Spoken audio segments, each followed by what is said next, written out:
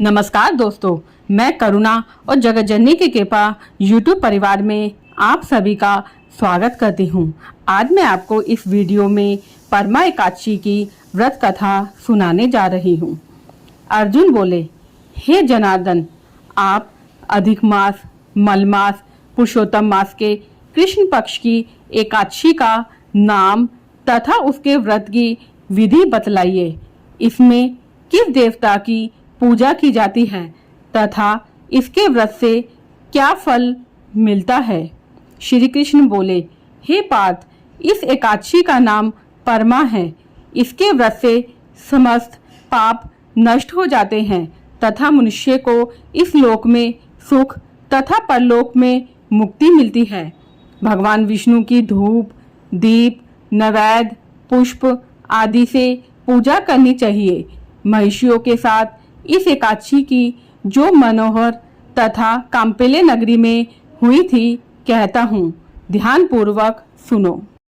काम्पिल्य नगरी में सुमेधा नाम का एक अत्यंत धर्मात्मा ब्राह्मण रहता था। उसकी स्त्री अत्यंत पवित्र तथा प्रतिव्रता थी। पूर्व के किसी पाप के कारण यह दंपति अत्यंत दरिद्र था। उस ब्राह्मण की पत्नी अपने पति की सेवा करती रहती थी तथा अतिथि को अन्न देकर स्वयं भूखी रह जाती थी। एक दिन सुमेधा अपनी पत्नी से बोला, हे प्रिय, गृहस्थी धन के बिना नहीं चलती, इसलिए मैं परदेश जाकर कुछ उद्योग करूं। उसकी पत्नी बोली, हे प्राणनाथ, पति अच्छा और बुरा जो कुछ भी कहे, पत्नी को वही करना चाहिए। मनुष्य को पूर्व जन्म के कर्मों का फल मिलता है। विधाता ने भाग्य में जो कुछ लिखा है वह टाले से भी नहीं टलता। हे प्राणनाथ, आपको कहीं जाने की आवश्यकता नहीं। जो भाग्य में होगा वह यहीं मिल जाएगा। पत्नी की सलाह मानकर ब्राह्मण परदेश नहीं गया।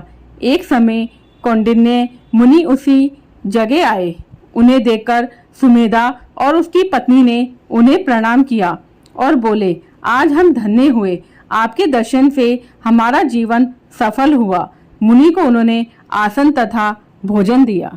भोजन के पश्चात पतिव्रता बोली, हे मुनिवर, मेरे भाग्य से आप आ गए हैं। मुझे पूर्ण विश्वास है कि अब मेरी दरिद्रता शीघ्र ही नष्ट होने वाली है। आप हमारी दरिद्रता नष्ट करने के लिए उपाय बताएं। इस पर कौंडिन्य मुनि बोले, अधिक मास, मलमास की कृष्ण पक्ष की परमा एकादशी के व्रत से समस्त पाप, दुख और दरिद्रता आदि नष्ट हो जाते हैं। जो मनुष्य इस व्रत को करता है वह धनवान हो जाता है। इस व्रत में कीर्तन, भजन आदि सहित रात्रि जागरण करना चाहिए। महादेव जी ने कुबेर को इसी व्रत के करने से धनाध्यक्ष बना दिया है। फिर मुनि कौंडिन्य ने उन्हें परमा एकादशी के व्रत की विधि कह सुनाई।